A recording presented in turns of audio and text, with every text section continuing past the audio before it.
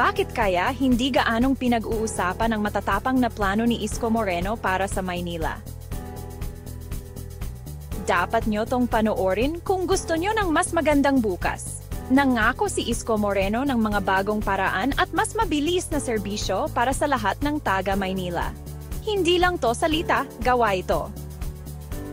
Desidido siyang maghain ng mga bagong solusyon at umangkop sa ating mabilis na nagbabagong mundo. Isipin nyo, isang gobyerno sa siyudad na talagang nakikinig at tumutugon sa inyong mga kailangan. Yan ang gusto ni Moreno. Nakipag-partner siya sa Angkasangga Party List, na simbolo ng pagkakaisa at pag-unlad. At dahil 74% ng botante ang may gusto sa kanya, malinaw na gusto ng Maynila ng masiglang pamumuno. Asahan ang isang moderno at maayos na Maynila kung saan ang gobyerno ay sumasabay sa takbo ng panahon. Mula sa transportasyon hanggang sa pamamahala sa siyudad, ang mga plano ni Moreno ay para umangat ang buhay ng bawat residente.